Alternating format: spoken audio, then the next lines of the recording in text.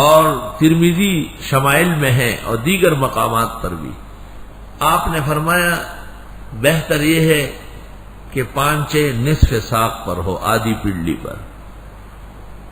اگر یہ نہیں کر سکتے تو تھوڑا نیچے کرو، تھوڑا سا اور نیچے کرو. فلا حق للازار فی الکعب، خبردار کہ شلوار کے پانچے ٹخنوں پہ پڑے ہوئے ہو. حضرت عمر رضی اللہ عنہ کے بارے میں بخاری شریف مناقب عمر میں ہے کہ عین اس وقت جب آنسڑیاں نکلی ہوئی تھی اور طبیب نے شربت پلایا باہر آیا، دودھ پلایا باہر آیا اور کہا اوصی یا امیر المومنین، وصیت فرمایا وقت میں. اور صہیب رومی آئے اور حضرت عمر کو دیکھ کے چیخ چیخ کے روئے، کیونکہ حضرت عمر جس کے روب و دبدبے سے کیسر و کسرا لرزبہ اندام تھے، وہ پلنگ میں بیٹھے ہوئے ہیں، پیچھے تکیے رکھے ہیں اور پیٹ کا آنسڑیاں سب باہر پڑی ہوئی اور تمام صحابہ نہایت غمگین ہیں. اور مدینہ منورہ میں قیامت جیسے سما ہے، کیونکہ حضرت عمر جس دن سے ایمان لائے اس وقت سے لے کے آج تک ان کی موت کی گھڑی تک اسلام نے پھر کمزور دن نہیں دیکھے، ذلت نہیں دیکھی. اور صحابہ سے زیادہ یہ کون جانتا تھا؟ صحابہ کہتے ہم نے 2 دن مدینہ میں قیامت کے دیکھے. ایک جس دن رسول اکرم صلی اللہ علیہ وسلم کا وصال ہوا تھا، ہر چیز اندھیری ہو گئی، اور دوسرا دن جب حضرت عمر شہید ہو گئے. تو حضرت صہیب رومی بڑے قریبی خادم اور محبوب تھے. وہ جیسے ہی داخل ہوئے اور حضرت عمر کو دیکھا تو چیخنے لگے کہ آپ پیغمبر پر ایمان لائے تو صدق کے ساتھ صحبت کی تو وہ خوش ہوئے، اور پھر خلیفہ ہوئے تو آپ نے عدل کا حق ادا کیا. حضرت عمر نے کہا یہ سب اللہ کا احسان ہے، اگر خدا تعالیٰ مجھے برابر سرابر چھوڑ دے اس کا احسان ہو.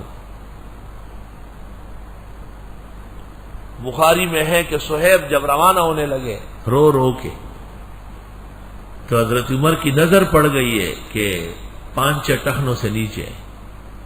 فوراً فرمایا ردوہ علیہ، میرے بھتیجے کو واپس لے آؤ. یا ابن اخی، اے میرے بھتیجے، ارفع ثوبک، کپڑا اوپر باندھا کرو، فإنہ اتقی لربک، اس سے رب خوش ہوگا، وانقی لثوبک، کپڑا بھی پاک صاف رہے گا. تو عمر تو ایسے گھڑیوں میں بھی اس مسئلے کو نہیں چھوڑ رہے، اور آپ کہتے ہیں اس کا کوئی اور کام ہی نہیں ہے. تو افسوس، صد افسوس کہ اغراض اور علل دین سے اہل دین ناواقف ہو گئے. دینی مناقب اور ضرورتوں سے اہل دین ناواقف ہو گئے، وہ یہ باتیں کرتے ہیں آج. افسوس، صد افسوس. عوام سے کیا گلہ ہے؟ وہ مخصوص طبقہ جن کو لوگ علم سے جانتے ہیں وہ ایسی کمزور باتیں کرتے ہیں.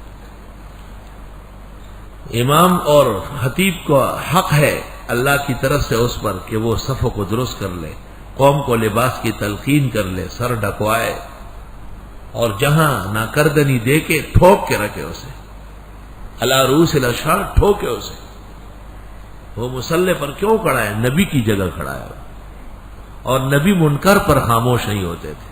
یہ مسئلہ محدثین کا اتفاقی ہے کہ پیغمبر کبھی بھی بے دینی پر خاموش نہیں ہوتے تھے. بے دینی چھوٹی ہو یا بڑی اس کا رد ضروری ہے. لباس التقوی، اور لباس پرہیزگاری کا، ذالک خیر، یہ بہت بہتر ہے. ایک بڑا ادارہ جس سے ہم نے پڑھا ہے، جب کبھی میں وہاں جاتا ہوں اسی طرح جاتا ہوں، جبہ پہنا ہوا، لاٹھی ہاتھ میں، بڑی پگڑی سر پر. تو ایک ساتھی میرے ساتھ پڑا ہوا ہے، وہ مجھے وہاں گیٹ پہ ملا، مجھے کہتے یار استادوں کو ڈرانے آتے. میں نے کہا استاد ڈر جائیں گے؟ اس سے تو میرے شاگرد بھی نہیں ڈرے تو استاد کیوں ڈرے گا؟ میں نے کہا تجھ جیسے لبر چٹو ڈرے گا؟ تو کہتے یار یہاں آتے ہوئے تو ذرا گاڑی میں رکھو جبہ، لاٹھی شاٹھی ہٹاؤ. میں نے کہا کیوں؟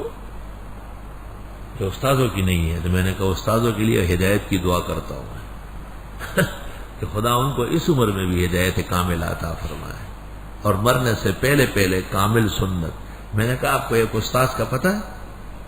محدث العالم مولانا یوسف بنوری، ہاں میں نے کیسے نکلتے تھے گھر سے؟ ایسا نکلتے ہیں امام بخاری آ رہا ہے، سبحان اللہ۔ بالکل 11 بجے کے قریب گھنٹہ لگتا تھا بخاری، پہلے ٹائم میں آخر وقت، اور حضرت تشریف لاتے تھے، سر پر زبردست پگڑی، درمیان میں بخاری ٹوپی، اور شاندار آبا عمدہ قسم کی کا جبہ زیب تن ہوتا تھا۔ بالکل جب بخاری کے سامنے بیٹھتے تھے لگتا تھا کہ امام بخاری خود زندہ ہو کر کے بیٹھ گئے۔ اور یہ مسئلہ ہے کہ محاسن میں اتباع ہوگا، عیوب میں نہیں ہوگا۔ کیا؟ محاسن میں اتباع ہوگا، عیوب میں نہیں ہوگا۔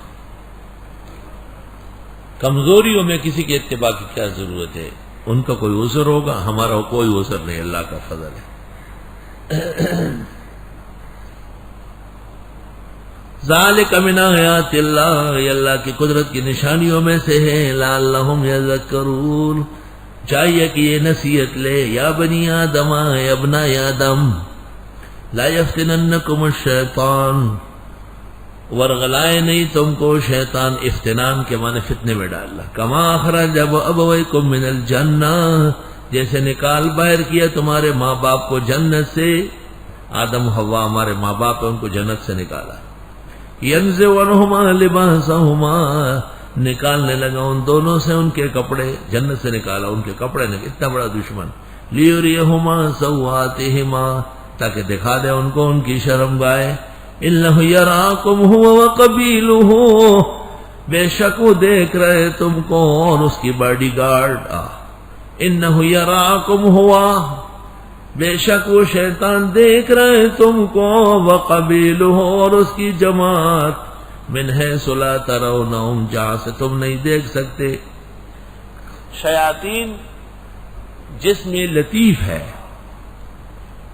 وہ ہمیں دیکھ سکتے ہیں، اور ہمارے اجسام کثیفہ ہے، ہم ان کو نہیں دیکھ سکتے۔ روایات میں ہے کہ قیامت کے دن معاملہ برعکس ہو جائے گا۔ بے شک وہ ابلیس دیکھتا ہے، دیکھ رہا ہے تمہیں، وہ اور اس کی جماعت، قبیلہ اے جیلہ، قبیلہ اے حزبہ، جہاں سے تم نہیں دیکھ سکتے۔ حدیث میں شیطان کے بارے میں ہے، ان الشیطان یجری من ابن آدم مجری الدم، شیطان تو انسانی خون کے ساتھ سرایت کرتا ہے، دوڑتا ہے۔ انا جعلنا الشیاطین اولیاء للذین لا یؤمنون، بے شک ہم نے مقرر کیے شیطان دوست ان لوگوں کے لیے جو ایمان نہیں رکھتے، بے ایمانوں کے دوست ہیں۔ وَإِذَا فَعَلُوا فَاحِشَةً، اور جب یہ کر لے کوئی بے حیائی، قَالُوا وَجَدْنَا عَلَيْهَا آبَاءَنَا، کہتے ہیں ہم نے پایا اسی کام پر اپنے بڑوں کو، ہمارے بڑے کرتے تھے۔ وَاللَّهُ أَمَرَنَا بِهَا، اور اللہ نے ہم کو اس کا حکم دیا ہے۔ قُلْ إِنَّ اللَّهَ لَا يَأْمُرُ بِالْفَحْشَاءِ، آپ فرمائیے بے شک اللہ حکم نہیں دیتا بے حیائی کا۔ أَتَقُولُونَ عَلَى اللَّهِ مَا لَا تَعْلَمُونَ، یا بولتے ہو اللہ پر جو جانتے نہیں۔ قُلْ أَمَرَ رَبِّي بِالْقِسْطِ، آپ فرمائیے میرے رب کا حکم ہے انصاف کا، یعنی پاک دامنی کا۔